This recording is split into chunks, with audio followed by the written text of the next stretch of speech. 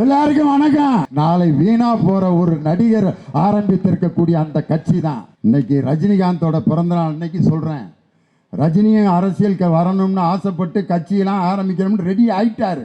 ஆனா இமயமலையில போய் உட்காந்து யோசித்தார், ஆரம்பிச்சா என்ன ஆகும் ஒவ்வொருத்தரையா யோசிக்கிறார். சிவாஜி கணேசன், அவரை உடையா வேறு நடிகர் வேணும், கைவீசப்பா கைவீசு, கடைக்கு போகல எங்களுடன் வயலுக்கு வந்தாயா, நாற்று நட்டாயா, களை விரித்தாயா, களனிவாழ் உழவர்க்கு கஞ்சி களையம் சுமந்தாயா, அங்கம் புழுதிபட அறவாளை நெய் பூசி பங்கம் படபரண்டு கால் பரப்பி சங்கதனை கீர் கீரென அறுக்கும் நக்கீரனோ எம் கவியை ஆராய்ந்து சொல்லத்தக்கவன் ஏதன்ஸ் நகரத்தின் எழில்மிக்க வாலிபர்களே ஓடி வாருங்கள் ஆகா ஓகான்னு அப்படிப்பட்ட நடிகர் அவரையே டெபாசிட் வாங்க வச்சுட்டாங்களே. நம்ம நிலைமை என்ன யோசார்? கமலஹாசன் உலக நாயகன், ஆகாகா ஓகாகா, முதல்ல ஆத்தா ஆடு வளர்த்தா கோழி வளர்த்தா, ஆனா நாயம் மட்டும் வளர்க்கல மயில, இப்பெல்லாம் என்னத்தான் வளர்த்தா.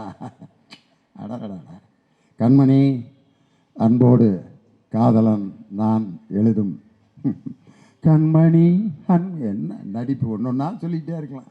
அவரு என்ன நிலைமைக்கு ஆனார் யோசிக்கிறார். ரஜினி இப்படியே விஜயகாந்த் எதிர்கட்சி தலைவர் வரைக்கும் வந்து கடைசிக்கு ஆரம்பிப்பம்மா.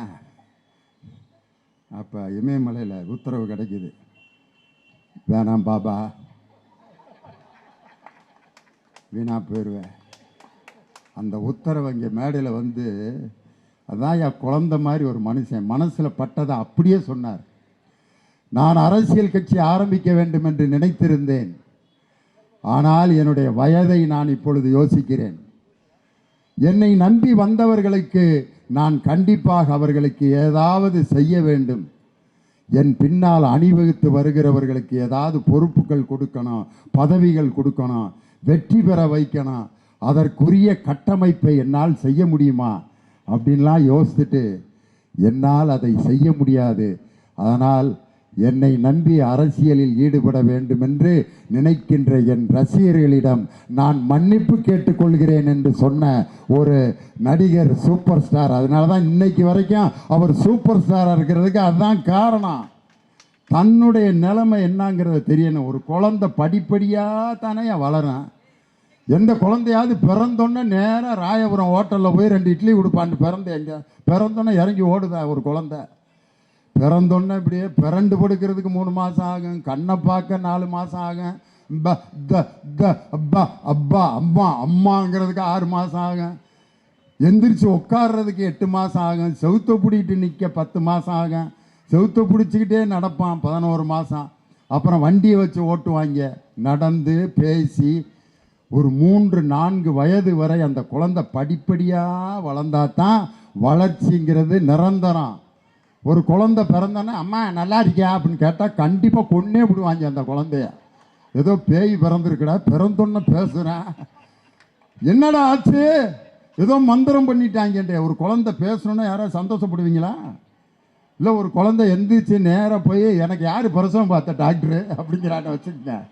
ப்ரோ ப்ரோ பாம்பை பிடிச்சி ஒரு குழந்தை விளாண்டா போட்டா வாயில் நொறதான், எந்திரிக்கவே முடியாது. 75 ஆண்டு காலம் பவள விழா கண்ட ஒரு இயக்கத்தை ஏதோ இங்கேயும் அங்கேயும் வந்து கூட்டத்தை பார்த்து, இந்த கூட்டத்தில் வரிசையாக போகிறவங்களை மட்டும் நம்பவே கூடாது. இப்போ இங்கே நீங்களாம் வர்றீங்கல்ல, எங்கே போகிறீங்கன்னு கேட்டால் லியோனி பேசுகிறாரு, கேட்க போகிறோம், ஆர்டி சேகர் என்னை கூப்பிட்ருக்காரு அப்படின்னு சொல்லிட்டு தான் போகணும்.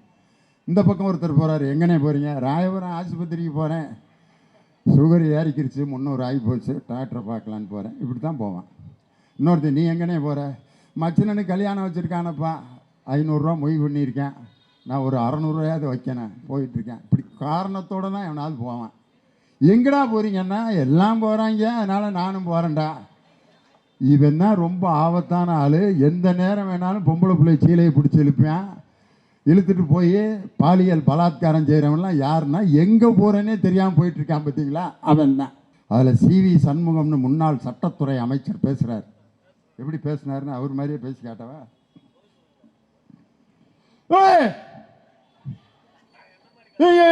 போலீஸ் உட்காந்துருக்காரு பத்தியா,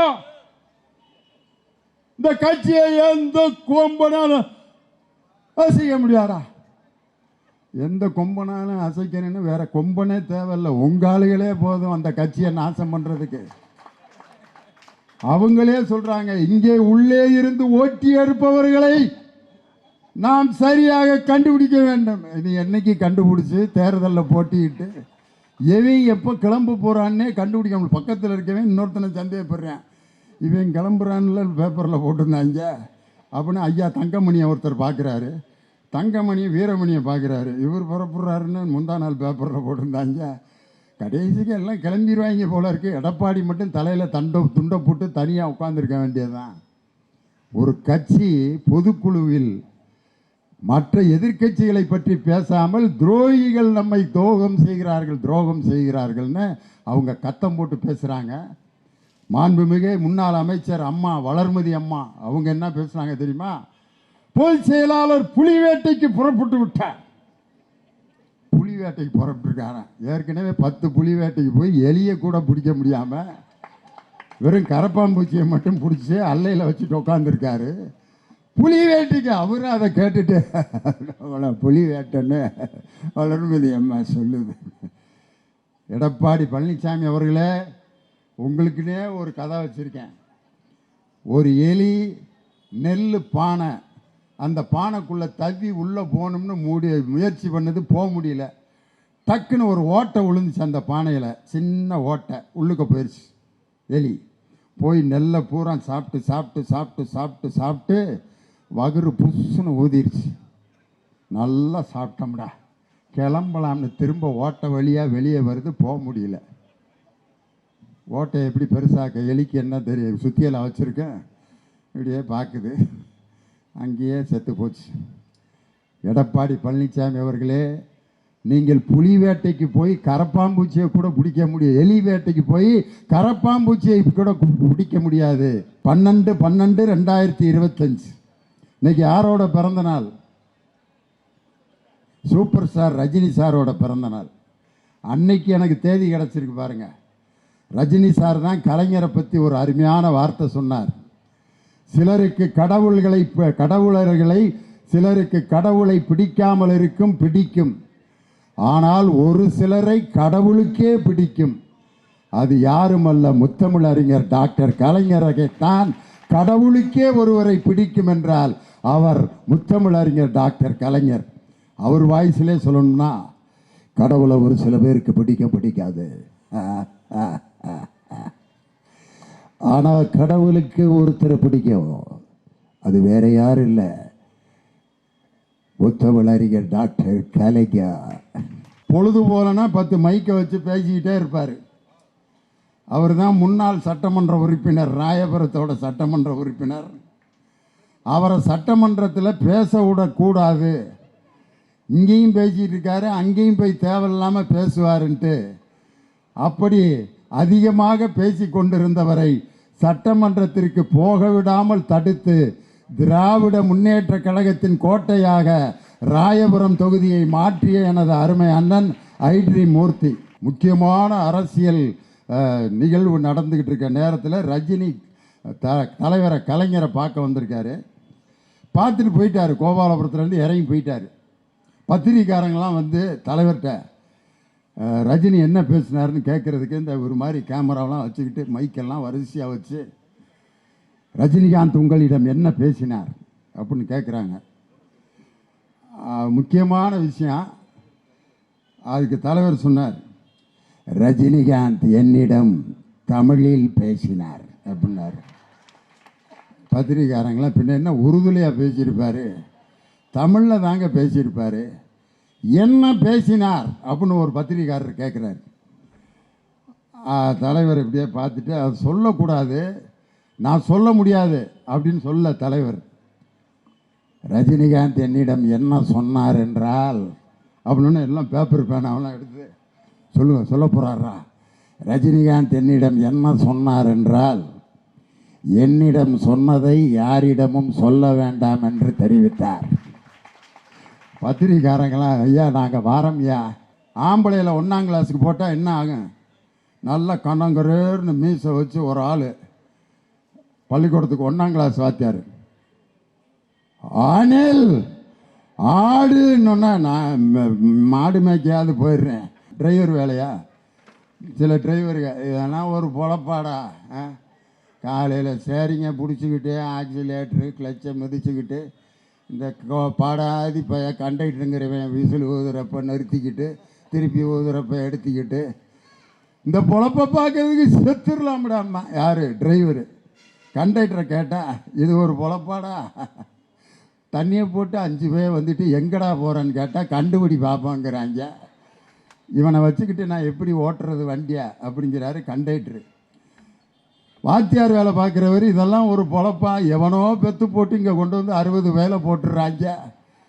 இவனை பூரா மேய்க்கிறதுக்கு என்ன குரங்காட்டி வேலை கூட பார்த்துடலாம் போல இருக்கும் பாரு. பட்டிமன்ற நடுவர் நான். இதெல்லாம் ஒரு பொழப்பா, இங்கிட்டு 3 பேர் பேசுகிறேன், இங்கிட்டு 3 பேர் பேசுகிறேன், தீர்ப்பை சொல்லிவிட்டு ஒரு கவரில் பணம் கொடுக்குறாங்க, வாங்கிட்டு போகிறது. இது என்ன ஒரு பொழப்பா? அப்படி நான் நினைக்கக்கூடாது.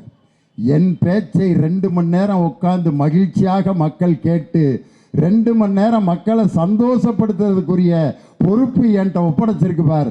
இதை நினச்சி நான் சந்தோஷப்படுறேன்னு மேடையில் ஏறனா அப்போ தான் நான் பேச்சாளராக இருக்க முடியும். பாராளுமன்றத்தில் பார்த்தீங்கன்னா நம்ம ஒன்றிய பிரதமர் ஐயா இருக்காரு நரேந்திர மோடி. ஆஹா, சிவாஜி கணேசனுக்கு முன்னாடியே நடிக்க வந்திருந்தாருன்னா அவருக்கு தான் செவாலிய விருது, நடிகர் திலகம் விருது கொடுத்துருப்பாங்க. எங்கே போகிறோமோ அதுக்கு தகுந்த மாதிரி பேசிடுவார். தமிழ்நாட்டுக்கு வந்தார்னா அகிர முதல எழுத்தெல்லாம் ஆதி பகவான் முதுற்றே ஒழுகு அப்படின்பாரு. நம்ம ஆளுங்கெல்லாம் ஐயா திருக்குறள்லாம் சொல்கிறாரா, தமிழை நேசிக்கிறாரா அப்படின்னு சொல்லுவான். தமிழ் வளர்ச்சிக்கு நிதியை குடியான்னா சமஸ்கிருதத்துக்கு 2000 கோடி, தமிழ் மொழிக்கு 75 கோடி. அகிர முத்துல எழுத்தான்னு சொல்கிறீங்களே, எங்களுக்கு ஒரு 1000 கோடி தமிழ் வளர்ச்சி கொடுக்க வேண்டியதானே? அது நாங்கள் மேடையில் சொல்லுவோம், ஆனால் இது மட்டும் கொடுக்க மாட்டோம். எப்படி அதை ஏற்றுக்கிறது? பாராளுமன்றத்தில் பார்த்தீங்கன்னா வந்தே மாதரம்ங்கிற பாட்டு ஆரம்பித்து 150 வருஷத்தை கொண்டாடுறாராம். அப்போ சொல்கிறப்ப நரேந்திர மோடி ஐயா சொல்கிறாரு, Bharathi, I quote a poem of Bharathi, தாயன் மணிக்கொடே பரேர், அது தந்து பணிந்து பிறந்துட வர்றேர் அப்படின்னார். தாயின் மணிக்கொடி பாரீர், அதை தாழ்ந்து பணிந்து புகழ்ந்திட வாரீர். பாராளுமன்றத்தில் இந்தியில் எழுதி கொடுக்குறாங்க.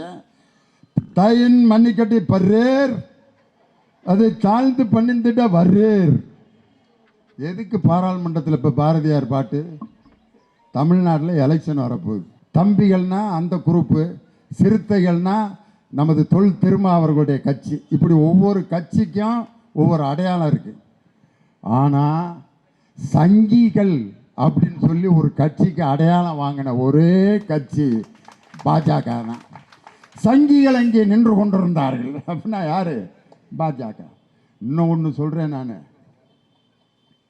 தற்குறிகள் அங்கே சரியாக ஒரு பெரிய கூட்டம் நின்று கொண்டிருந்தது. இப்போ நான் யாரையுமே சொல்ல, நான் யாரையோ சொன்னேன்னா, இந்த கட்சியை பார்த்து சொன்னேன்னா, தற்குறிகள் இந்த கூட்டம் அங்கே வேகமாக சென்று கொண்டிருந்ததுன்னு நீங்களே கண்டுபிடிச்சிட்டீங்க. வேலை பார்த்துக்கிட்டே இருக்கும்போது திடீர்னு ஒரு அம்மா மயக்கம் போடுது 100 நாள் வேலை திட்டத்தில். அந்த அம்மாவை தூக்கிட்டு வர்றாங்க, லட்சுமி ஆப்பா ஆஸ்பத்திரியில் போய் லட்சுமிக்கு அந்த துண்டை சுற்றி ஒரு துணியை சுற்றி டாக்டர் ப்ரெஷர் பார்க்குறாரு. இது ஏன் இதுக்கு பம்ப் அடிக்கிறாரு, சைக்கிளுக்கு காற்றடிக்கிற மாதிரின்ட்டு. இல்லைம்மா, லட்சுமிக்கு ப்ரெஷர் பார்த்துக்கிட்டு இருக்கேன். ப்ரெஷரு 350 இருந்துட்டு போகுதுப்பா, இன்னும் ஒரு 100 வேணால் சேர்த்துக்கிறதுனா சேர்த்துக்கானு.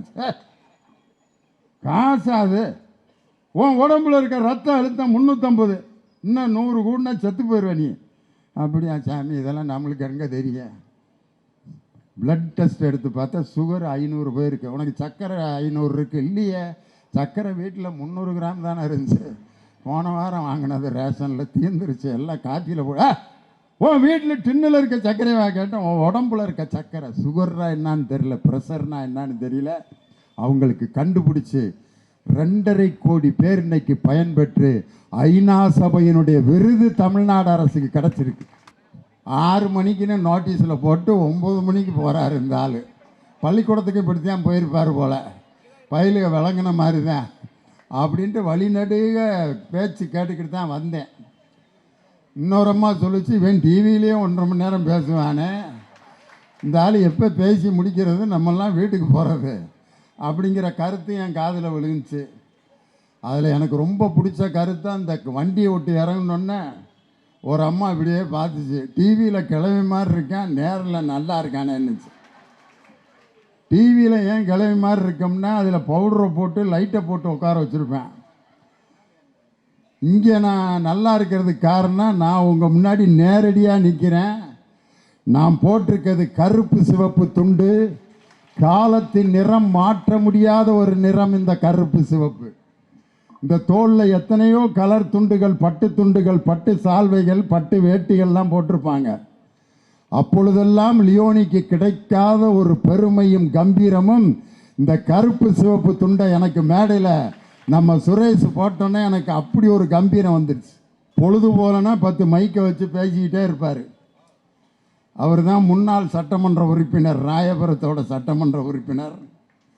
அவரை சட்டமன்றத்தில் பேச விடக்கூடாது, இங்கேயும் பேசிகிட்டு இருக்காரு, அங்கேயும் போய் தேவையில்லாமல் பேசுவாருன்ட்டு அப்படி அதிகமாக பேசி கொண்டிருந்தவரை சட்டமன்றத்திற்கு போக விடாமல் தடுத்து திராவிட முன்னேற்ற கழகத்தின் கோட்டையாக ராயபுரம் தொகுதியை மாற்றிய எனது அருமை அண்ணன் ஐட்ரி மூர்த்தி, இன்றைய பிறந்த நாள் கொண்டாடப்படுகின்ற கதாநாயகன் அன்பு தம்பி உதயநிதி ஸ்டாலின் அவர்களுடைய பிறந்த நாளை எளியோரின் எழுச்சி நாள். எந்த இடத்துல சாதாரண மக்கள் மகிழ்ச்சியாக இருக்காங்களோ அந்த இடத்தில் தான் ஒரு அரசியல் கட்சி சிறப்பாக செயலாற்றி கொண்டிருக்கிறது என்று பொருள். முத்தமிழறிஞர் டாக்டர் கலைஞர் அவர் கண்டுபிடித்த அந்த ஒரு மந்திர சொல், அந்த வார்த்தை எவ்வளவு பேருக்கு வசியப்படுத்தப்பட்ட வார்த்தை, எவ்வளவு பேரை வசீகரம் செய்த வார்த்தை.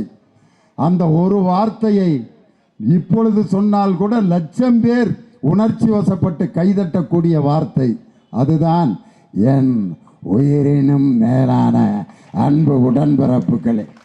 உலகத்தில் இப்படி ஒரு தலைவருக்கு அவர் இறந்த பிறகு அவர் உச்சரித்த வார்த்தையை சொன்னால் கூட கோடிக்கணக்கான பேர் மெய் சிலிர்த்து கைதட்டக்கூடிய ஒரு ஒப்பற்ற தலைவர் முத்தமிழறிஞர் டாக்டர் கலைஞர். அவர் இன்னைக்கு ஒரு 12/12/2025 இன்னைக்கு யாரோட பிறந்த நாள்? சூப்பர் ஸ்டார் ரஜினி சாரோட பிறந்த நாள். அன்னைக்கு எனக்கு தேதி கிடச்சிருக்கு பாருங்க. ரஜினி சார் தான் கலைஞரை பற்றி ஒரு அருமையான வார்த்தை சொன்னார். சிலருக்கு சிலருக்கு கடவுளை பிடிக்காமல் இருக்கும், பிடிக்கும். ஆனால் ஒரு சிலரை கடவுளுக்கே பிடிக்கும். அது யாருமல்ல, முத்தமிழறிஞர் டாக்டர் கலைஞரைத்தான். கடவுளுக்கே ஒருவரை பிடிக்கும் என்றால் அவர் முத்தமிழறிஞர் டாக்டர் கலைஞர். அவர் வாய்ஸிலே சொல்லணும்னா, கடவுளை ஒரு சில பேருக்கு பிடிக்காது, ஆனால் கடவுளுக்கு ஒருத்தரை பிடிக்கும். அது வேற யாரும் இல்லை, முத்தமிழறிஞர் டாக்டர் கலைஞர். அவர் சொன்ன வாக்கியம். அவர் ஒரு தடவை தலைவரை பார்க்க வந்திருக்காரு. முக்கியமான அரசியல் நிகழ்வு நடந்துக்கிட்டு இருக்க நேரத்தில் ரஜினி தலைவரை கலைஞரை பார்க்க வந்திருக்காரு.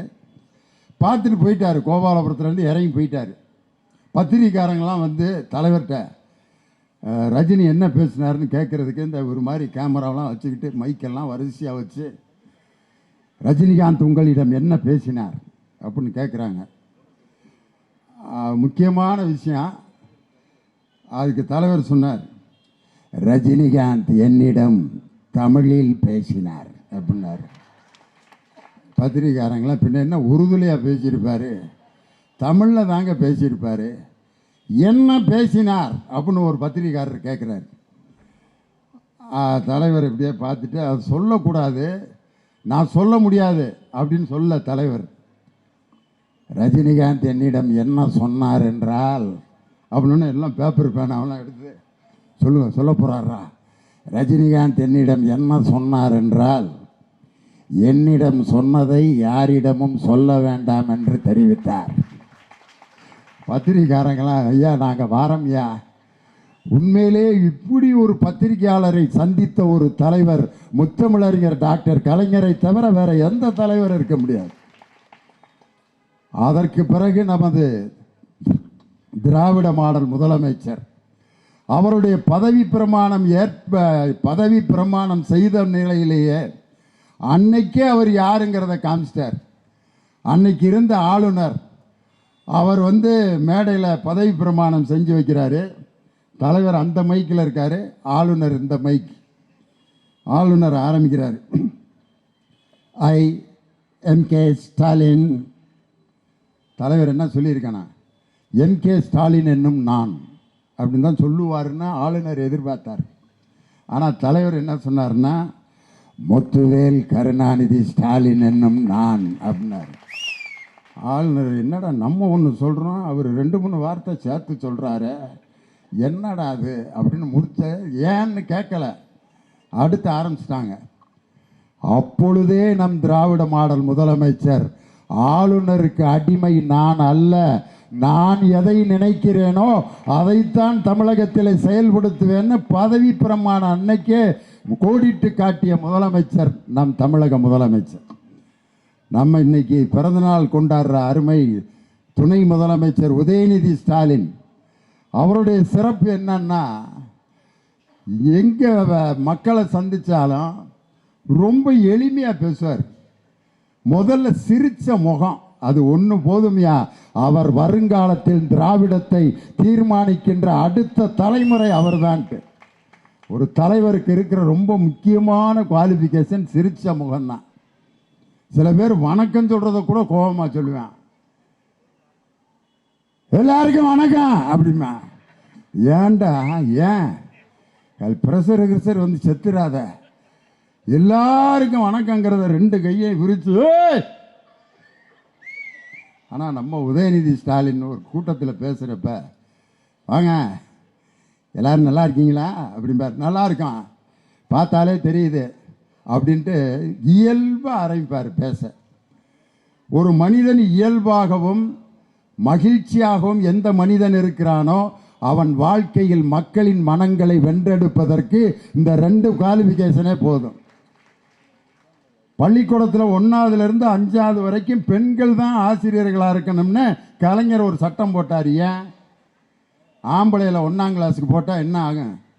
நல்லா கண்ணங்கரேர்னு மீசை வச்சு ஒரு ஆள் பள்ளிக்கூடத்துக்கு 1ஆம் கிளாஸ் வாத்தியார், அனில் ஆடுன்னா நான் மாடு மேய்க்கையாவது போயிடுறேன், உனக்கிட்ட நான் படிக்க முடியாதியா சார், அதெல்லாம் வரக்கூடாதுடா உட்கார்றான்னு சர்ன்னு வகுப்புலேயே அடிச்சிட்டான். ஆனால் ஒரு பெண் ஆசிரியராக இருந்தால் தான் என்ன தம்பி, அவங்க சொல்லி கொடுக்குற அந்த பாட்டு சொல்லி கொடுக்குற அந்த சிரித்த முகம் மகிழ்ச்சியிலே அந்த பயிலுக படிச்சிருவாங்க. அதில் எல்லாருக்கும் ஒரு நர்சரி பாட்டு எல்லாத்தையும் தெரிஞ்ச ஒரு பாட்டு தான். என்ன பாட்டு தெரியுமா? எல்லாரும் ரொம்ப ஆசையாக படிக்கிற பாட்டு. Johnny Johnny yes papa, eating sugar no papa, telling lies no papa. Last வாக்கியம் என்ன அது? ஓப்பன் யுவர் மவுத், ஆஹா, வாயை திறந்து நல்லா சிரிங்கடா, அப்போ தான் நீங்கள் வாழ்க்கையில் சந்தோஷமாக இருக்க முடியும். இந்த கூட்டத்தில் இவ்வளவு நேரம் நான் பேசின பிறகு ஒரு 2 பேர் சிரிக்காமல் உட்காந்துருக்கேன். அங்கே என்ன பிரச்சனையோ பாவம், இப்படியே பார்க்குறது. தமிழேது தெரியாத ஆளுகளான்னு பார்த்தா தமிழில் தான் பேசிக்கிட்டு இருக்காங்க. மேட்ரு அங்கே அவ்வளோதான்.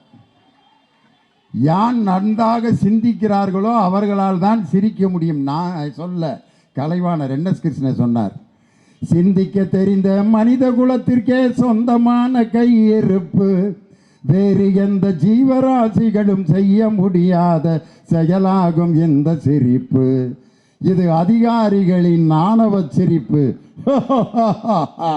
இது சதிகாரர்களின் சாகச சிரிப்பு, இது அடங்கி நடப்பவனின் அசட்டு சிரிப்பு, இது சங்கீத சிரிப்பு. நான் எதை பற்றி பேசும்போது மாவட்ட செயலாளர் வர்றாரு பாருங்க.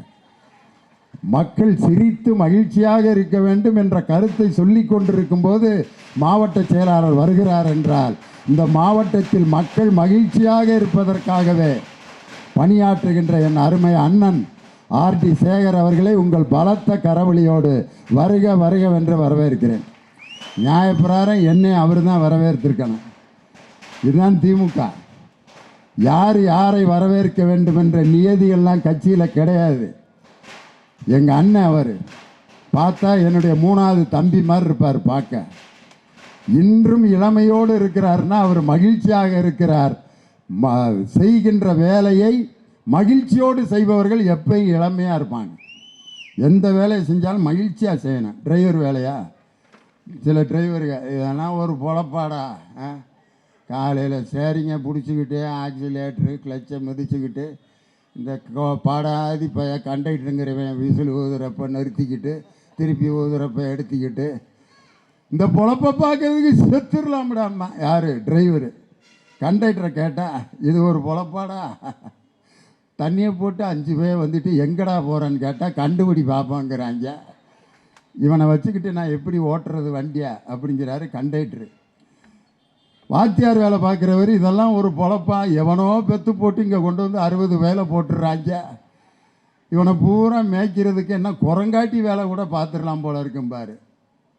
பட்டிமன்ற நடுவர் நான், இதெல்லாம் ஒரு பொழப்பா, இங்கிட்டு 3 பேர் பேசுகிறேன், இங்கிட்டு 3 பேர் பேசுகிறேன், தீர்ப்பை சொல்லிவிட்டு ஒரு கவரில் பணம் கொடுக்குறாங்க, வாங்கிட்டு போகிறது, இது என்ன ஒரு பொழப்பா? அப்படி நான் நினைக்கக்கூடாது. என் பேச்சை 2 மணி நேரம் உட்காந்து மகிழ்ச்சியாக மக்கள் கேட்டு 2 மணி நேரம் மக்களை சந்தோஷப்படுத்துறதுக்குரிய பொறுப்பு என்கிட்ட ஒப்படைச்சிருக்கு பார். இதை நினச்சி நான் சந்தோஷப்படுறேன்னு மேடையில் ஏறனா அப்போ தான் நான் பேச்சாளராக இருக்க முடியும். எந்த வேலையையும் மகிழ்ச்சியாக செய்யணும். அதைத்தான் நமது துணை முதலமைச்சர் உதயநிதி ஸ்டாலின் தனக்கு கொடுக்கப்பட்ட பொறுப்புகள் அனைத்தையும் மகிழ்ச்சியாக செய்து அதில் ஒரு முத்திரையை பதிச்சார். சினிமாவில் நடிச்சிட்டு இருக்காரு மாமன்னன் படத்தில். அந்த படத்தில் ஒரு காட்சி வரும். வடிவேலு அவரோட அப்பா அவர் ஒரு குறிப்பிட்ட ஜாதியை சேர்ந்ததுனால சேரில் உட்காருப்பாம்பார். வேணாம் தம்பி, வேணாம் ஐயா, நம்ம உட்காரக்கூடாது, உட்காருப்பா அப்படிம்பார். வேணாம் ஐயா அப்படின்னு உட்கார வைப்பார். அந்த வில்லை எந்திரிச்சு எப்படா உட்காரலான்ட்டு அடிக்க போவான். எப்படி கூனி குறுகி இருந்த அந்த பகுதியைச் சேர்ந்த மக்களை நாற்காலியில் அமர வைத்த இயக்கம் திராவிட முன்னேற்ற கழகம்ங்கிறத, பெண்கள் வீட்டை விட்டு வெளியே வரக்கூடாது, கதவை திறந்துக்கிட்டு தான் பேசணும், அச்சம் மடம் நாணம் பயிர்ப்பு, பயப்படணும், வெக்கப்படணும், பேர் கேட்டால் சொல்ல தெரியாத மாதிரி இருக்கணும். அப்போ தான் அது பொண்ணு. உன் பேர் என்னம்மா? அதெல்லாம் நம்ம சொல்லக்கூடாதுங்க. ஏமா என்ன படிச்சிருக்கேன்? படிச்சு அப்படின்னா தான் எவ்வளோ பிள்ளைய எப்படி வளர்த்துருக்காங்க பாரு. அடக்க ஒடுக்கமாக இருக்குது.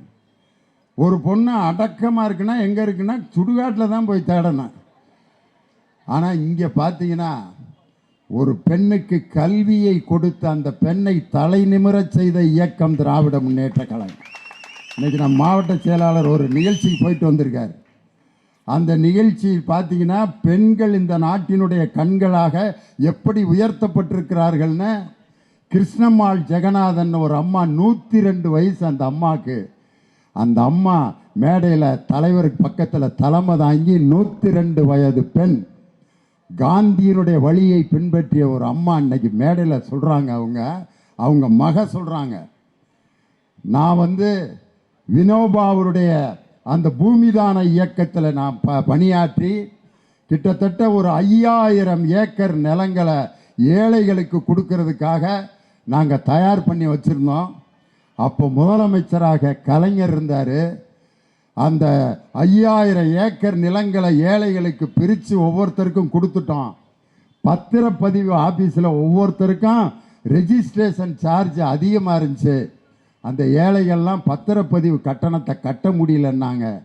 நிலம் நீங்கள் சும்மா கொடுக்குறீங்க, எங்கள் பேரில் பதிகிறதுக்கு அந்த கட்டணம் அதிகமாக இருக்குது அப்படின்னோன்னா அந்த அம்மா இன்னைக்கு தலைமை தாங்கின அந்த கிருஷ்ணம்மாள் ஜெகநாதன் தலைவர்கிட்ட கேட்குறாங்க, ஏழைகளுக்கு நிலம் கொடுக்குறவங்க பத்திரப்பதிவில் பத்திர கட்டணம் கேட்குறாங்க, அவங்களால கட்ட முடியாதுங்கிறாங்கங்க. என்னங்க செய்யலாம்? அப்போ தலைவர் ஒரு வார்த்தை சொன்னார், அவ்வளவு பேருக்கும் இலவசமாக பத்திரப்பதிவை செய்து எல்லாருக்கும் இலவசமாக கட்டணமே இல்லாமல் பத்திரத்தை பதிஞ்சு கொடுன்னு சொல்லிட்டு அடுத்த வாக்கியம் சொல்றாரு,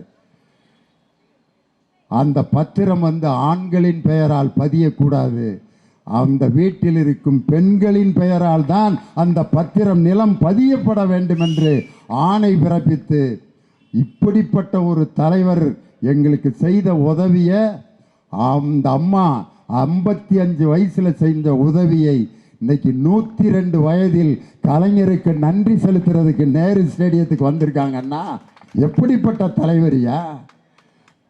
இன்னைக்கு நடந்த ஒரு சம்பவத்தில் ஒரு அம்மா சரண்யான்னு ஒருத்தங்க, அந்த அம்மாவோட சொந்த ஊர் திருப்பரங்குன்றம். நான் திருப்பரங்குன்றம்ங்க, வீட்டை விட்டு வெளியவே வராமல் இருந்தேனுங்க, வீட்டுக்குள்ளேயே தான் இருக்கணும். வெளியே வந்தாலே என்ன பொம்பளையா அடக்க ஒடுக்கமா வீட்டில் இருக்கணும், சும்மா வெளியே படிக்கவா போகல அப்படின்னு வீட்டுக்குள்ளேயே என்னை அடக்கி வச்சிருந்தாங்க. ஆனால் நான் வெளியில் படிக்கணும் அப்படின்னு நினச்சி அரசாங்க பள்ளிக்கூடத்தில் படித்து எப்படியோ +2 வரைக்கும் படிச்சிட்டேனுங்க. காலேஜ் படிக்கணும்னு எனக்கு ஆசை, வீட்டில் எனக்கு அனுமதி தரமாட்டேன்ட்டாங்க. அந்த நேரத்தில் அரசாங்கத்தில் ஒரு திட்டம் கொண்டு வந்தாங்க, வீட்டில் வசதி இல்லை, காலேஜிலலாம் நீ படிக்க முடியாது, மதுரையில் போய் தான் படிக்கணும், இங்கேருந்து பஸ்ஸுக்கு போகணும், பஸ்ஸுக்கு காசு வேணும், புஸ்தகம் வாங்கணும், காலேஜில் ஃபீஸ் கட்டணும், போதும் +2 வரைக்கும் படித்தாச்சு, யாரையாவது ஒருத்தனை கட்டி கொடுக்குறேன், கல்யாணத்தை முடிச்சுட்டு போ அப்படின்னு திட்டினாங்க. ஆனால் நானாக காலேஜில் போய் அப்ளிகேஷன் போட்டு ஃபீஸ் எப்படா கட்டுறதுன்ட்டு கண்ணீர் விட்டு அழுதேன். அந்த நேரத்தில் தான் புதுமை பெண் என்ற திட்டத்தில் எனக்கு மாதம் 1000 ரூபாய் வழங்கப்பட்டதால் நான் டிகிரி முடித்து பிகாம் முடித்து, அதே நேரத்தில் வெற்றி நிச்சயம் அப்படிங்கிற முதலமைச்சருடைய துறையில் சேர்ந்து ஒரு ட்ரைனிங் படித்து இன்னைக்கு ஒரு கம்பெனியில் வேலை செஞ்சு சம்பாரிச்சுக்கிட்டு இருக்கேன். இதை நான் எங்கே இருந்து சொல்லுவேன்னு அந்த அம்மா மேடையில் சொல்லுச்சுன்னா, திருப்பரங்குன்றம் மலை மேலே நின்று சொல்லிட்டு வந்தேன். நான் இன்னைக்கு இப்படி இருக்கிறதுக்கு காரணம் தமிழகத்தினுடைய முதலமைச்சர் மு.க. ஸ்டாலின் அவர்கள் தான் என்று திருப்பரங்குன்றம் மலை மேலே நின்று சொல்லிட்டு வந்தேன்னு சொல்லுச்சு. அந்த திருப்பரங்குன்றம் தான் இன்னைக்கு பஞ்சாயத்தாகி கிடக்குது. இந்த கூட்டத்தில் உட்காந்துருக்கீங்களே, என்னுடைய இஸ்லாமிய சகோதரிகள் உட்காந்துருக்கீங்க, கழுத்தில் சிலுவை போட்டு ஒரு அம்மா உட்காந்துருக்கு, நெத்தியில் விபூதியும் குங்குமம் அடிச்சுட்டாங்க பாரு, ஒரு பாட்டி சிரிக்கிற சிரிப்பை பாருங்க, இங்கே தெரியுது பாருங்க குங்குமம் போட்டான் அந்த விபூதியும், எல்லாம் ஒன்றா உட்காந்துருக்கீங்களே. கிறிஸ்தவர்களும் இந்துக்களும் இஸ்லாமியர்களும் தமிழர்கள் என்று ஒரே இடத்துல உட்கார்ந்துருக்கமே, இந்த ஒற்றுமையை உருவாக்கிய இயக்கம் திராவிட முன்னேற்ற கழகம். நாகூர் ஹனீஃபா அவர்களுடைய 100ஆண்டு விழாவுக்கு துபாய்க்கு போயிருந்தேன். நான், என் பேர் லியோனி, இன்னொருத்தர் அங்கே கூட வந்தவர் யாருன்னா புஷ்பவனம் குப்புசாமி. புஷ்பவனம் குப்புசாமி, லியோனி 2 பேரும் எதுக்கு சிறப்பு விருந்தினராக போயிருக்கோம்னா, நாகூர் ஹனீஃபாவோட 100ஆண்டு விழாவில். அவர் இந்து மதத்தை சேர்ந்தவர், நான் கிறிஸ்தவ மதத்தை சேர்ந்தவன். நாங்கள் 2 பேரும் என்ன பாட்டு பாடினோம் தெரியுமா? துபாயில் முதல்ல போனோன்னு நான் ஆரம்பித்த பாட்டு, வாழ்நாள் எல்லாம் போதாதே வள்ளல் நபிகளின் புகழ் பாட, 1000 கவிஞர்கள் திரண்டாலும் அவர் புகழ் பாட முடியாது. வரிசையா நாகூர் ஹனீஃபாவோட மார்க்க பாட்டா பாடினேன். அல்லாவை நாம் தொழுதால் சுகம் எல்லாமே ஓடி வரும், அந்த வல்லோனை நினைத்திருந்தால் நல்ல வாழ்க்கையும் தேடி வரும். அடுத்து ஒரு பாட்டு, இறைவனிடம் கையை, வரிசையா நான் பாடிட்டு இருந்தேன். புஷ்பவனம் குப்புசாமி என்ன பாட்டு பாடினார்னா, தென்றல் காற்றே கொஞ்சம் நெல்லு, சலாம் சொல்லு, எங்கள் திருநபியிடம் போய் சொல்லு, சலாம் சொல்லு. ஒரு இஸ்லாமிய பாடகருடைய விழாவுக்கு லியோனியும் புஷ்பவனம் குப்புசாமியும் போய் பாடி அந்த துபாயில் இருக்கக்கூடிய மக்கள் எல்லாருடைய பாராட்டையும் பெறுகிறோம் என்று சொன்னால், கலையும் ஆன்மீகமும் மதத்தை அடிப்படையாக வைக்கப்பட்டுள்ளது அல்ல, மனதின் அடிப்படையில் வைக்கப்பட்டது தான் ஆன்மீகம். மனசு சுத்தமாக இருந்தால் எல்லா கடவுளும் ஒன்று தான் ஐயா. சிவபெருமானை கும்பிட்றவங்க 3 கோடு போட்டு விபூதி அடிப்பாங்க. ஒவ்வொன்றுக்கும் ஒரு காரணம் வச்சுருப்பாங்க. முதல் கோடு, 2வது கோடு, 3வது கோடு, நடுவில் குங்குமம். பெருமாளை கும்பிட்றவங்க இப்படி 3 கோடு போடுவாங்க, 2 ஒயிட்டு, நடுவில் ரெட்டு, ராமம். அதே மாதிரி கிறிஸ்தவர்கள் பிதா சுதன் பரிசுத்தாவி 3 தான். பிதா சுதன் பரிசுத்தாவி அந்தோனியார் ஆரோக்கியமாக தான் எல்லாம் அப்படியே போயிட்டுக்கிட்டே இருக்குல்ல, 3 தான். The name of the father and of the son and of the holy spirit. இஸ்லாமியர்கள் பிஸ்மில்லா இர்ரகுமான் இர்ரஹீம். அதுக்கு ஒரு நம்பர் இஸ்லாமியர்கள் சொல்லுவாங்க 7 8 6. அந்த நம்பர் 3ஐயும் கூட்டுங்க, 8 7 15 15 6 21, 2 1 கூட்டுங்க, 3ஆம் நம்பரில் முடியுது. 3 மதத்திலும் இந்த 3 என்கிற எண் ஒன்றாக இருக்கிறது என்று சொன்னால் எல்லாம் ஓரிடத்திலிருந்து பிறந்தவர்கள் தான். இடையில் ஏற்படுத்தி கொண்ட மார்க்கந்தாயா மதம். ஒரு தீபத்தை எங்கே ஏற்றினாலும் அதனுடைய நிறமோ அதனுடைய தன்மையோ மாற்றப்படுமா? வீட்டுக்குள்ள ஒரு சின்ன குத்து விளக்கு ஏற்றினாலும் அந்த தீபம் மேல் நோக்கி தான் எரியும். அதே மாதிரி ஒரு பெரிய தீப்பந்தத்தை அப்படி பிடிச்சாலும் அந்த தீபம் மேல் நோக்கி தான் எரியும். ஆனால் ஒரு சர்வேக்கல்ல ஏற்றினாலும் சரி, விளக்கு தூணில் ஏற்றினாலும் தீபம் தன்னுடைய நிலையை மாற்றிக்கொள்வதில்லை. தீபத்தின் பெயரால் மக்களை பிரிக்கின்ற அந்த பாஜகவின் சூழ்ச்சியை திருப்பரங்குன்றத்திலே முறியடித்தார்கள். அதைத்தான் இன்னைக்கு சொல்கிறோம். பாராளுமன்றத்தில் பார்த்தீங்கன்னா நம்ம ஒன்றிய பிரதமர் ஐயா இருக்காரு நரேந்திர மோடி. ஆஹா, சிவாஜி கணேசனுக்கு முன்னாடியே நடிக்க வந்திருந்தாருன்னா அவருக்கு தான் செவாலிய விருது, நடிகர் திலகம் விருது கொடுத்துருப்பாங்க. எங்கே போகிறோமோ அதுக்கு தகுந்த மாதிரி பேசிடுவார். தமிழ்நாட்டுக்கு வந்தார்னா அகிர முதல எழுத்தெல்லாம் ஆதி பகவான் முதுற்றே உழுகு அப்படின்பாரு. நம்ம ஆளுங்கெல்லாம் ஐயா திருக்குறள்லாம் சொல்கிறாரா, தமிழை நேசிக்கிறாரா அப்படின்னு சொல்லுவான். தமிழ் வளர்ச்சிக்கு நிதியை குடியான்னா சமஸ்கிருதத்துக்கு 2000 கோடி, தமிழ் மொழிக்கு 75 கோடி. அகிர முத்துல எழுத்தான்னு சொல்கிறீங்களே, எங்களுக்கு ஒரு 1000 கோடி தமிழ் வளர்ச்சி கொடுக்க வேண்டியதானே? அது நாங்கள் மேடையில் சொல்லுவோம், ஆனால் இது மட்டும் கொடுக்க மாட்டான். எப்படி அதை ஏற்றுக்கிறது? பாராளுமன்றத்தில் பார்த்தீங்கன்னா வந்தே மாதரம்ங்கிற பாட்டு ஆரம்பித்து 150 வருஷத்தை கொண்டாடுறாராம். அப்போ சொல்கிறப்ப நரேந்திர மோடி ஐயா சொல்கிறாரு, Bharathi, I quote a poem of Bharathi, தாயன் மணிக்கொடே பரேர் அது தந்து பணிந்து பிறந்துட வர்றேர் அப்படின்னார். தாயின் மணிக்கொடி பாரீர், அதை தாழ்ந்து பணிந்து புகழ்ந்திட வாரீர். பாராளுமன்றத்தில் இந்தியில் எழுதி கொடுக்குறாங்க. தாயின் மணிக்கொடி பர்றேர், அதை தாழ்ந்து பணிந்துட வர்றேர். எதுக்கு பாராளுமன்றத்தில் இப்போ பாரதியார் பாட்டு? தமிழ்நாட்டில் எலெக்ஷன் வரப்போகுது. வந்தே மாதரங்கிற பாட்டை எதுக்கு பாராளுமன்றத்தில் சொல்கிறீங்க? வந்தே மாதரம் பாட்டை எழுதினவர் மேற்கு வங்காளத்தை சேர்ந்தவர். அங்கேயும் எலெக்ஷன் வரப்போகுது. எங்கெங்கெல்லாம் எலெக்ஷன் வரப்போகுதோ அதுக்கு தகுந்த மாதிரி ஆக்டை கொடுக்கறது. ஒரிசாவில் போய் தமிழ்நாட்டுக்காரன் ஒருத்தன் ஜெகநாதர் கோயில் சாவியை திருடிட்டு போயிட்டான்ட்டார். எங்கே? ஒரிசாவில். ஒவ்வொரு இடத்துலையும் இப்போ போய் பீகாரில் இருக்கக்கூடிய மக்களை தமிழ்நாட்டு மக்கள் கொடுமைப்படுத்துகிறார்கள் அப்படின்னு ஒரு புருடா. எல்லா இடத்திலும் இப்படி வேஷங்களை போட்டு கொண்டிருக்கக்கூடிய அந்த மதவாத சக்தி பாரதிய ஜனதாவுக்கு சிம்ம சொப்பனமாக இருக்கின்ற ஒரு தலைவர் நம் திராவிட மாடல் முதலமைச்சர், தமிழக முதல்வர். அதற்கு துணையாக இருந்து கொண்டிருப்பவர் நம் உதயநிதி ஸ்டாலின். அவர் முதல்ல அரசியலுக்குள்ள எப்படி வந்தார்? மார்ச் 1ஆம் தேதி நம் தலைவருடைய பிறந்த நாளுக்கு ஒவ்வொரு இடத்துலையும் கொடியே அவரை கூப்பிட்டாங்க. அன்னைக்கு எங்கே ஷூட்டிங் இருக்கோ அந்த ஏரியாவில் திமுக கொடியை ஏற்றிடுவார். ஏற்றினப்ப அவர் கையில் எல்லாரும் ஒரு வீர வாழை பரிசாக கொடுத்தாங்க. அப்போலாம் வந்து நடிச்சுக்கிட்டு இருக்கார், கண்ணே கலைமானே படத்தில் நடிச்சிட்டு இருக்கார். இதுதான் முதல்ல அவர் அரசியல் மேடைக்கு வந்தார்.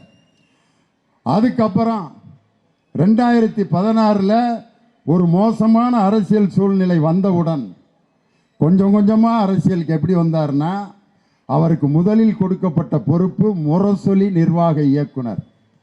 அந்த பொறுப்பை வாங்கி முரசொலியினுடைய பவள விழாவை இந்தியாவே பாராட்டுகின்ற அளவுக்கு கலைவாணர் அரங்கத்தில் மிக சிறப்பாக அதை நடத்தி காட்டினார். அதிலேயே தலைவர் கண்டுபிடிச்சிட்டாரு, இவர் அரசியலுக்கு இவரை கொண்டு வரலாம். அப்பையும் அவர் மறுத்துக்கிட்டே தான் இருந்தார். அதன் பிறகு சட்டமன்றத்தில் எம்எல்ஏக்களை எல்லாம் வெளியேற்றியதை கண்டித்து ஒரு உண்ணாவிரதம் சைதாப்பேட்டையில் இருந்தார். அந்த உண்ணாவிரதத்துக்கு அவர் தலைமை தாங்கினார்.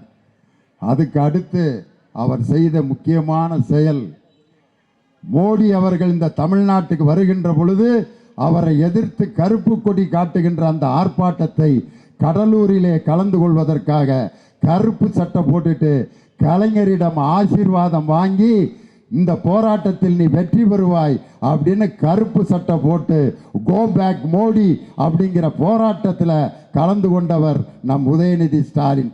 அதுக்கப்புறம் நீட் தேர்வை எதிர்த்து ஏற்பட்ட போராட்டங்களில் கைது செய்யப்பட்டு ஒரு நாள் சிறையிலிருந்து திரும்ப மாலையில் விடுதலையாகி இப்படி படிப்படியாக தன்னுடைய அரசியல் வாழ்க்கையில் வந்து அதுக்கப்புறம் இவரை பிரச்சாரத்துக்கு அனுப்பலான்னு 2019 நாடாளுமன்ற தேர்தலுடைய பிரச்சாரத்துக்கு அவர் அனுப்பப்பட்ட போது அவர் எளிமையாக சின்ன சின்ன உதாரணங்களை வச்சு மக்களுக்கு புரிகிற மாதிரி பிரச்சாரம் பண்ணார்.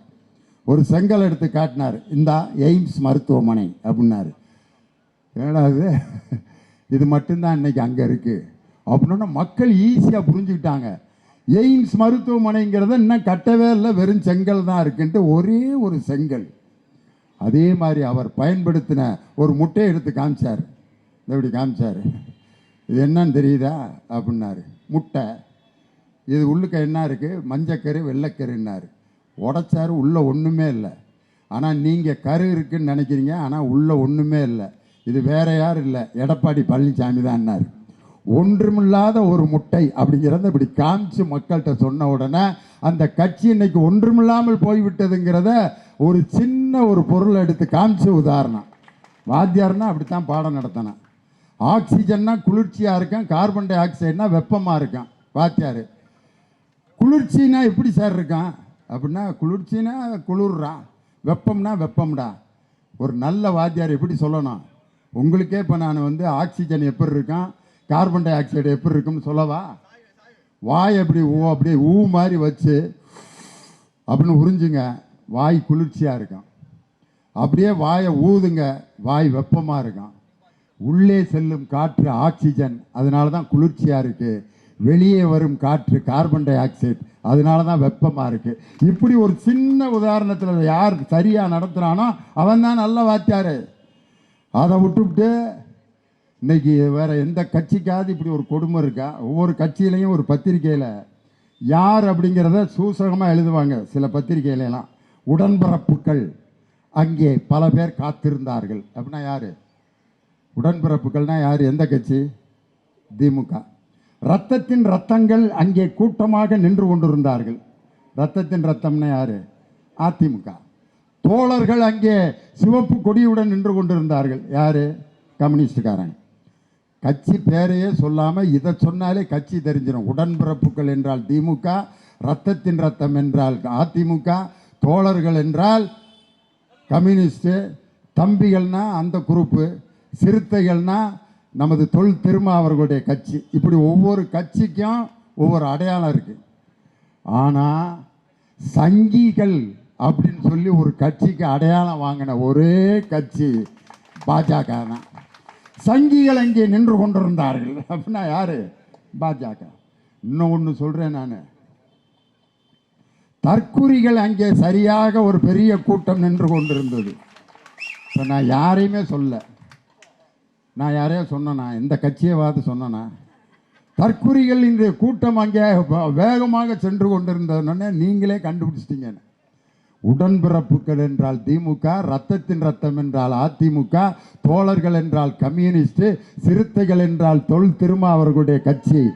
ஆனால் சங்கிகள் என்று பாஜகவையும் தற்கூரிகள் என்று ஒரு கட்சியையும் சொன்னதுக்கு பதில் சொன்ன ஒரு கட்சி எது என்றால் நாளை வீணா போற ஒரு நடிகர் ஆரம்பித்திருக்கக்கூடிய அந்த கட்சி தான். இன்னைக்கு ரஜினிகாந்தோட பிறந்தநாள் இன்னைக்கு சொல்றேன். ரஜினியும் அரசியலுக்கு வரணும்னு ஆசைப்பட்டு கட்சியெல்லாம் ஆரம்பிக்கணும்னு ரெடி ஆயிட்டாரு. ஆனால் இமயமலையில் போய் உட்காந்து யோசித்தார், ஆரம்பித்தா என்ன ஆகும். ஒவ்வொருத்தரையாக யோசிக்கிறார். சிவாஜி கணேசன், அவரை உடையா வேறு நடிகர் வேணும். கைவீசப்பா கைவீசு, கடைக்கு போகல கைவீசுப்பா. எங்களுடன் வயலுக்கு வந்தாயா, நாற்று நட்டாயா, களை விரித்தாயா, கழனிவாழ் உழவர்க்கு கஞ்சி களையம் சுமந்தாயா, அங்கம் புழுதிபட அறவாளை நெய் பூசி பங்கம் படபரண்டு கால் பரப்பி சங்கதனை கீர் கீரன அறுக்கும் நக்கீரனோ எம் கவியை ஆராய்ந்து சொல்லத்தக்கவன் ஏதன்ஸ் நகரத்தின் எழில்மிக்க வாலிபர்களே ஓடி வாருங்கள் ஆகா ஓகான்னு. அப்படிப்பட்ட நடிகர் அவரையே டெபாசிட் வாங்க வச்சுட்டாங்களே, நம்ம நிலைமை என்ன ஆகும் யோசார். கமலஹாசன் உலக நாயகன், ஆகாகா ஓகாகா. பதில் ஆத்தா ஆடு வளர்த்தா கோழி வளர்த்தா, ஆனால் நாயம் மட்டும் வளர்க்கல மயில், அது இப்பெல்லாம் என்னத்தான் வளர்த்தா. அடடா. கண்மணி அன்போடு காதலன் நான் எழுதும் கண்மணி என்ன நடிப்பு ஒன்றுன்னா சொல்லிக்கிட்டே இருக்கலாம். அவரு என்ன நிலைமைக்கு ஆனார் யோசிக்கிறார் ரஜினி. இப்படியே விஜயகாந்த் எதிர்கட்சி தலைவர் வரைக்கும் வந்து கடைசிக்கு ஆரம்பிப்பம்மா. அப்போ இமயமலையில் உத்தரவு கிடைக்கிது, வேணாம் பாபா வீணா போயிடுவேன். அந்த உத்தரவு இங்கே மேடையில் வந்து அதான் என் குழந்த மாதிரி ஒரு மனுஷன் மனசில் பட்டதை அப்படியே சொன்னார். நான் அரசியல் கட்சி ஆரம்பிக்க வேண்டும் என்று நினைத்திருந்தேன். ஆனால் என்னுடைய வயதை நான் இப்பொழுது யோசிக்கிறேன். என்னை நம்பி வந்தவர்களுக்கு நான் கண்டிப்பாக அவர்களுக்கு ஏதாவது செய்ய வேண்டும். என் பின்னால் அணிவகுத்து வருகிறவர்களுக்கு ஏதாவது பொறுப்புகள் கொடுக்கணும், பதவிகள் கொடுக்கணும், வெற்றி பெற வைக்கணும். அதற்குரிய கட்டமைப்பை என்னால் செய்ய முடியுமா அப்படின்லாம் யோசித்துட்டு என்னால் அதை செய்ய முடியாது. அதனால் என்னை நம்பி அரசியலில் ஈடுபட வேண்டும் என்று நினைக்கின்ற என் ரசிகர்களிடம் நான் மன்னிப்பு கேட்டுக்கொள்கிறேன் என்று சொன்ன ஒரு நடிகர், சூப்பர் ஸ்டார். அதனால தான் இன்னைக்கு வரைக்கும் அவர் சூப்பர் ஸ்டாராக இருக்கிறதுக்கு அதுதான் காரணம். தன்னுடைய நிலைமை என்னங்கிறத தெரியணும். ஒரு குழந்தை படிப்படியாக தானே வளரும். எந்த குழந்தையாவது பிறந்தோன்னே நேராக ராயபுரம் ஹோட்டலில் போய் 2 இட்லி கொடுப்பான்னு பிறந்த எங்கே பிறந்தோன்னே இறங்கி ஓடுதா ஒரு குழந்தை? பிறந்தோன்னே இப்படியே பிறண்டு படுக்கிறதுக்கு 3 மாதம் ஆகும், கண்ணை பார்க்க 4 மாதம் ஆகும், அப்பா அம்மா அம்மாங்கிறதுக்கு 6 மாதம் ஆகும், எந்திரிச்சு உட்காடுறதுக்கு 8 மாதம் ஆகும், செவுத்தை பிடிக்கிட்டு நிற்க 10 மாதம் ஆகும், செவுத்தை பிடிச்சிக்கிட்டே நடப்பான் 11 மாதம். அப்புறம் வண்டியை வச்சு ஓட்டுவாங்க.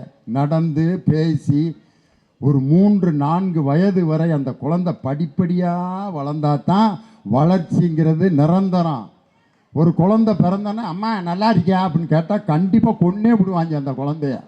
ஏதோ பேய் பிறந்திருக்கடா, பிறந்தோன்னு பேசுகிறேன், என்னடா ஆச்சு, ஏதோ மந்திரம் பண்ணிட்டாங்கன்றே. ஒரு குழந்தை பேசணுன்னா யாராவது சந்தோஷப்படுவீங்களா?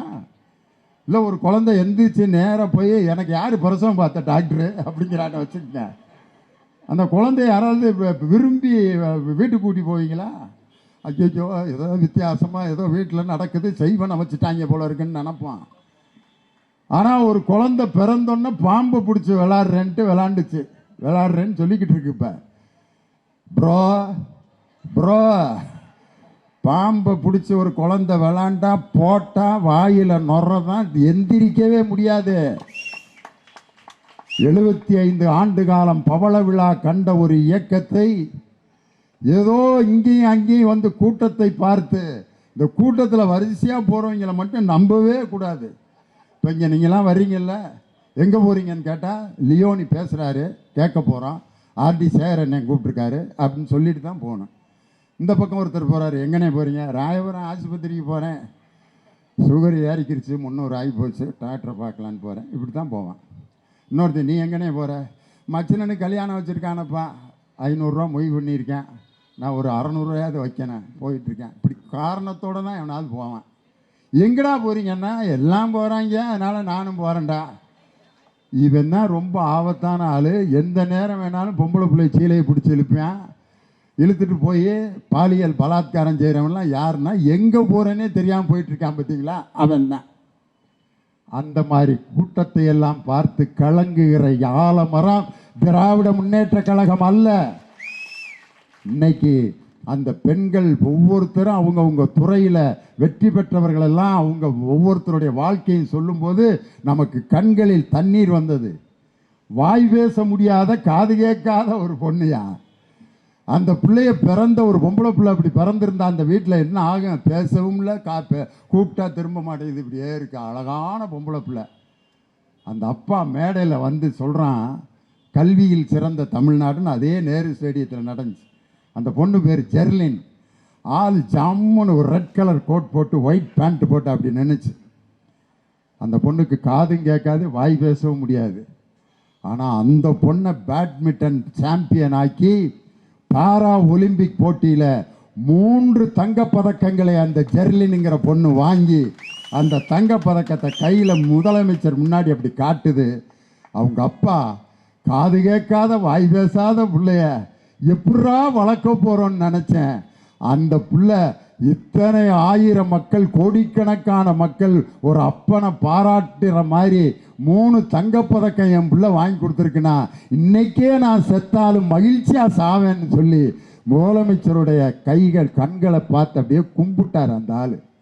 இன்னைக்கு அதே மாதிரி ஒரு வாய் பேச முடியாத ஒரு அம்மா, அந்த அம்மா சொல்கிறத அந்த ஆக்ஷனை பார்த்துட்டு இன்னொரு டீச்சரு அதை மொழிபெயர்த்து சொல்கிறாங்க. அந்த அம்மா என்ன சொல்லுதுன்னா, எனக்கு காதும் கேட்காது, வாய் பேச முடியாது, அதனால் எங்கள் அப்பா இது எதுக்கெல்லாம் ஆய்க்கல, வீட்டில் உட்காரு, இப்படியே உன்னை உயிரோட சோத்தை போட்டு இப்படியே வச்சுருக்கான், உன்னை எங்கே படிக்க வச்சு எவன்கிட்ட போய் நான் கட்டி கொடுக்குறது? வாய் பேச முடியல, காது கேட்கல, இந்த பிள்ளைய கட்டிக்கனா எவன் கட்டுவான்? நல்லா இருக்க பிள்ளைகளே கட்டிவிட்டு விரட்டி விட்றாங்க, உன்னையே நான் எப்படி படிக்க வைக்கிறேன்னு எங்கள் அப்பா நொந்துட்டார். ஆனால் எங்கள் அப்பாட்ட நான் கெஞ்சி அப்படியே ஆக்ஷன்லேயே அழுதேன். ஆனால் அதுக்குரிய சிறப்பு பள்ளியில் என்னை +2 வரைக்கும் படிக்க வச்சு இன்னைக்கு புதுமை பெண் நான் முதல்வன்கிற திட்டத்தில் பயனடைந்து பிகாம் முடித்து இன்னைக்கு ஒரு கம்பெனியில் நான் வேலை செஞ்சு 80,000 ரூபா நான் இன்னைக்கு சம்பாரித்து எங்கள் அப்பாவுக்கு நான் கொடுத்துக்கிட்டு இருக்கேன்ட்டு வாய் பேச முடியாத அந்த பிள்ளை ஆக்ஷனில் சொல்லுது. அந்த பிள்ளைக்கு கை தட்டுறாங்க, இது மாதிரி சத்தம் கேட்கல. அதனால் அந்த நிகழ்ச்சியை நடத்துகிறவங்க கைதட்டினா அந்த பிள்ளைக்கு கேட்காது, எல்லாரும் கையை உயர்த்தி காட்டி அப்படி ஆட்டுங்க அப்படின்னு சொன்னோன்னே 10,000 பேரும் அந்த பொண்ணுக்கு கையை அப்படி ஆட்டினோன்னே அந்த பொண்ணும் அதை பயிற்றுவித்த அவங்க ஆசிரியரும் அப்பாவும் கண்கலங்கி அழுதாங்க. பார்த்தீங்களா? இந்த சாதனையை செய்தது திராவிட முன்னேற்ற கழகம். பொதுக்குழுவில் எடப்பாடி பழனிசாமி பேசுகிறாரு, 4 ஆண்டுகள் ஸ்டாலின் அவர்கள் ஒன்றுமே செய்யவில்லை. பேப்பர்லாம் படிப்பியா இல்லையா? ஐயா படிப்பீங்களா இல்லையா? ஐயோ நம்ம பாட்டுக்கு வந்துருச்சு. மாண்புமிகு எதிர்கட்சி தலைவர் அவர்களே, பேப்பர்லாம் வாசிப்பீங்களா இல்லையா? அந்த செய்தியெல்லாம் பார்க்குறீங்களா டிவியில்? தோழிங்கிற உழைக்கும் பெண்களுக்கான விடுதி, அன்பு சோலையின் முதியோர்களுக்கான திட்டம், அதே மாதிரி ஒரே ஒரு திட்டத்தை மட்டும் சொல்லிடுறேன், மக்களை தேடி மருத்துவம். அதில் பயனடைஞ்ச ஒரு அம்மா சொல்லுது, வலது பக்கம் பூரா அப்படியே கண்ணங்க கருப்பாக இருக்காங்க அந்த அம்மா, வலது பக்கம் உடம்பு பூரா அப்படியே அசைவு இல்லாமல் 6 மாதமாக படுத்திருந்தேங்க. அப்போ விசிட்டுக்கு வந்தவங்க, என்னம்மா அப்படின்னா, எனக்கு பக்கவாதம் வந்துருச்சு அப்படின்னு சொன்னோன்னே மக்களை தேடி மருத்துவம் திட்டத்தில் அந்த பெண் சேர்ந்து அந்த பெண்ணுக்கு முறையாக சிகிச்சை கொடுத்து இன்னைக்கு அருமையாக படியேறி வந்து இன்னைக்கு நான் உயிரோட இந்த நேரு ஸ்டேடியத்தில் இருக்கிறதுக்கு காரணம் ஐயா முதல்வர் ஐயாவோட அந்த மக்களை தேடி மருத்துவம் தான். அதில் இதுவரைக்கும் 2.5 கோடி பேர் பெண்கள் பயனடைஞ்சிருக்காங்க. அதில் 1.5 கோடி பேர் பெண்களாம். ஏன்னா பெண்களுக்கு தொற்று நோய் தொற்றுக்கூடிய நோய்னா கண்டுபிடிச்சிடலாம். மெட்ராஸ் ஐனா ஒருத்தனுக்கு வந்தோன்னே தம்பி நல்லா இருக்கியான்னு அடுத்து நம்மளுக்கு வந்துடும். உடனே நல்லா இருக்கியாயா மெட்ராஸ் ஐயா அப்படிமா அடுத்த நாள் இவன் கண்ணாடி போட்டு உட்காந்துருப்பேன். உன்னை பார்த்தேன் ஒட்டிக்கிச்சிடான்னு. கொரோனா ஒட்டுவாரொட்டி நோய், டிபி ஒட்டும். ஆனால் தொற்றா நோய் எதுன்னா ப்ரெஷரு, சுகரு. வேலை பார்த்துக்கிட்டே இருக்கும்போது திடீர்னு ஒரு அம்மா மயக்கம் போடுது 100 நாள் வேலை திட்டத்தில். அந்த அம்மாவை தூக்கிட்டு ஓடுறாங்க, லட்சுமி ஆப்பா ஆஸ்பத்திரியில் போய் லட்சுமிக்கு அந்த துண்டை சுற்றி ஒரு துணியை சுற்றி டாக்டர் ப்ரெஷர் பார்க்குறாரு. இது ஏன் இதுக்கு பம்ப் அடிக்கிறாரு, சைக்கிளுக்கு காற்றடிக்கிற மாதிரின்ட்டு. இல்லைம்மா லட்சுமிக்கு ப்ரெஷர் பார்த்துக்கிட்டு இருக்கேன். ப்ரெஷரு 350 இருந்துட்டு போகுதுப்பா, இன்னும் ஒரு 100 வேணால் சேர்த்துக்கிறதுனா சேர்த்துக்கானுச்சு.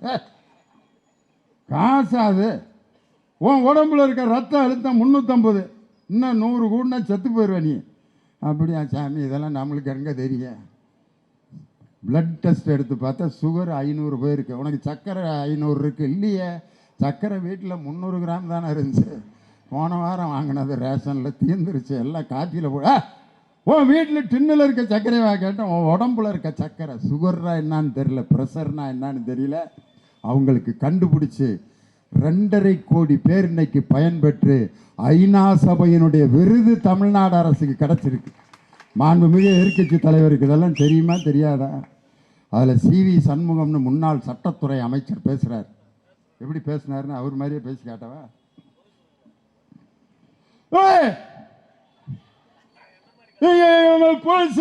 உட்கார்ந்து பத்தியா இந்த கட்சியை எந்த கொம்பனாலும் அசைக்க முடியாதா? எந்த கொம்பனாலும் அசைக்கணும்னு வேற கொம்பனே தேவையில்லை. உங்காளுகளே போதும் அந்த கட்சியை நாசம் பண்றதுக்கு. அவங்களே சொல்றாங்க, இங்கே உள்ளே இருந்து ஓட்டி எடுப்பவர்களை நாம் சரியாக கண்டுபிடிக்க வேண்டும். இது என்னைக்கு கண்டுபிடிச்சி தேர்தலில் போட்டிக்கிட்டு எவன் எப்போ கிளம்ப போகிறான்னே கண்டுபிடிக்க முடியும். பக்கத்தில் இருக்கவன் இன்னொருத்தனை சந்தேகப்படுறேன், இவன் கிளம்புறான்ல பேப்பரில் போட்டிருந்தாங்க அப்படின்னு. ஐயா தங்கமணியை ஒருத்தர் பார்க்குறாரு, தங்கமணி வீரமணியை பார்க்குறாரு, இவர் புறப்படுறாருன்னு முந்தா நாள் பேப்பரில் போட்டிருந்தாங்க. கடைசிக்கு எல்லாம் கிளம்பிடுவாங்க போல இருக்குது. எடப்பாடி மட்டும் தலையில் துண்டை போட்டு தனியாக உட்காந்துருக்க வேண்டியதுதான். ஒரு கட்சி பொதுக்குழுவில் மற்ற எதிர்க்கட்சிகளை பற்றி பேசாமல் துரோகிகள் நம்மை துரோகம் செய்கிறார்கள்னு அவங்க கத்தம் போட்டு பேசுகிறாங்க. மாண்புமிகு முன்னாள் அமைச்சர் அம்மா வளர்மதி அம்மா அவங்க என்ன பேசுகிறாங்க தெரியுமா? பொதுச் செயலாளர் புலி வேட்டைக்கு புறப்பட்டு விட்டார். புலி வேட்டைக்கு புறப்பட்டுருக்காரன். ஏற்கனவே 10 புலி வேட்டைக்கு போய் எலியை கூட பிடிக்க முடியாமல் வெறும் கரப்பாம்பூச்சியை மட்டும் பிடிச்சி அல்லையில் வச்சுட்டு உட்காந்துருக்காரு. புலி வேட்டைக்கு அவரும் அதை கேட்டுட்டு புலி வேட்டைன்னு வளர்மதி அம்மா சொல்லுது. எடப்பாடி பழனிசாமி அவர்களே, உங்களுக்குன்னே ஒரு கதை வச்சுருக்கேன். ஒரு எலி நெல் பானை, அந்த பானைக்குள்ளே தவி உள்ளே போகணும்னு முயற்சி பண்ணது, போக முடியல. டக்குன்னு ஒரு ஓட்டை விழுந்துச்சு அந்த பானையில், சின்ன ஓட்டை உள்ளுக்க போயிடுச்சு. எலி போய் நெல்லை பூரா சாப்பிட்டு சாப்பிட்டு சாப்பிட்டு சாப்பிட்டு சாப்பிட்டு வகுறு புஷ்ஷுன்னு ஊதிருச்சு. நல்லா சாப்பிட்டோம்டா கிளம்பலாம்னு திரும்ப ஓட்டை வழியாக வெளியே வருது, போக முடியல. ஓட்டை எப்படி பெருசாக்க, எலிக்கு என்ன தெரியும், சுத்தியலை வச்சுருக்கேன், இப்படியே பார்க்குது, அங்கேயே செத்து போச்சு. எடப்பாடி பழனிசாமி அவர்களே, நீங்கள் புலி வேட்டைக்கு போய் கரப்பாம்பூச்சியை கூட பிடிக்க முடியாது, எலி வேட்டைக்கு போய் கரப்பாம்பூச்சியை கூட பிடிக்க முடியாது. மிகச்சிறந்த கொள்கை பிடிப்புள்ள கூட்டணியோடு இந்த நாட்டின் தேர்தலை சந்திக்க போய் 210 தொகுதிகளிலும் வெற்றி பெறப் போவது நம் தமிழக முதல்வர் தளபதி மு.க. ஸ்டாலின் தான். அவர்களுக்கு இடையில் நெருப்போடு போர் தொடுக்க வந்த வெட்டில் பூச்சிகள் காணாமல் போய்விடுவார்கள்.